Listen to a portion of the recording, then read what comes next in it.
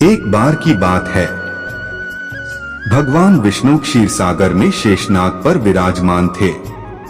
वे बहुत वर्षों से धरती पर नहीं गए थे, सो मन में विचार आया, चलो धरती पर भ्रमण किया जाए।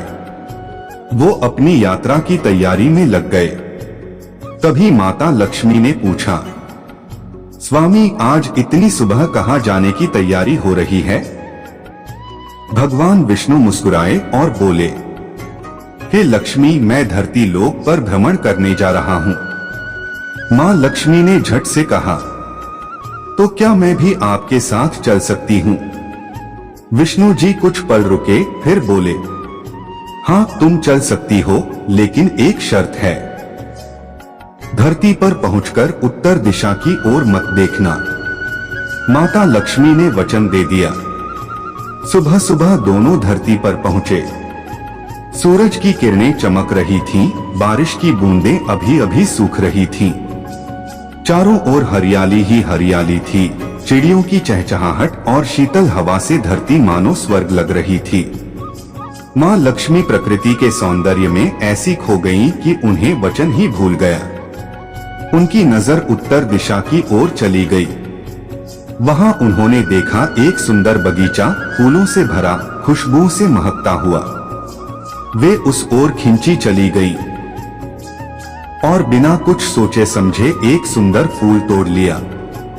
जब वह फूल लेकर भगवान विष्णु के पास लौटी तो देखा उनकी आंखों में आंसू थे। विष्णु जी बोले, हे लक्ष्मी, तुमने दो गलतियां की हैं। एक, तुमने वचन तोड़ा और दूसरी, किसी की अनुमति के बिना उसकी चीज लेना चोरी है। अब तुम्हें इसकी सजा मिलेगी। तुम जिस खेत से फूल लाई हो, उस माली के घर 3 वर्ष तक एक सेविका बनकर रहोगी। उसके बाद मैं तुम्हें वापस बैकुंठ ले आऊंगा। माता लक्ष्मी ने चुपचाप सिर झुका लिया। वो कोई आज की लक्ष्मी थोड़ी थी जो बहस करें। उन्होंने एक साधारण गरीब स्त्री का रूप लिया और उस माली के घर पहुंच गईं। माली का नाम था माधव। उसका एक झोपड़ा था, पत्नी थी, 2 बेटे और 3 बेटियां थीं। परिवार मेहनत मजदूरी करके जैसे तैसे गुजारा करता था। मां लक्ष्मी बोली, भाई मैं एक बेसहारा औरत हूं, कई दिनों से भूखी हूं। मुझे अपने घर में एक कोना और थोड़ा काम दे दो। मैं तुम्हारे घर की बेटी बनकर रहूंगी। माधव दयालु था।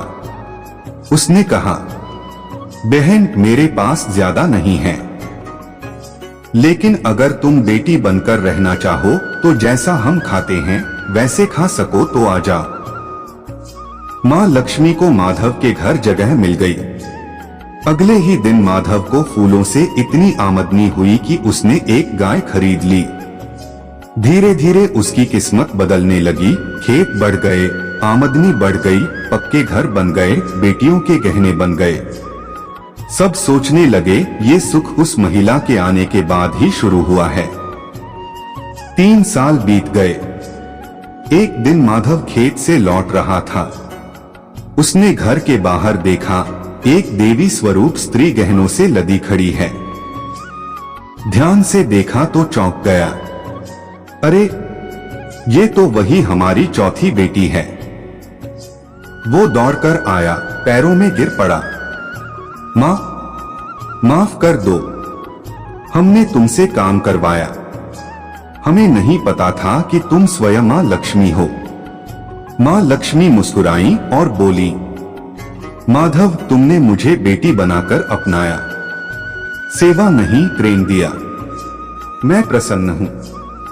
तुम्हें आशीर्वाद देती हूँ, तुम्हारे घर में कभी भी धन, अन्न, वस्त्र, सुख और सम्मान की कमी नहीं होगी।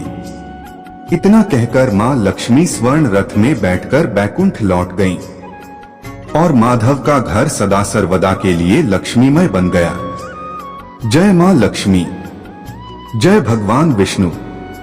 और ऐसी ही शक्तिशाली कथाओं के लिए चैनल को सब्सक्राइब करना ना भूलें। ओम नमः शिवाय।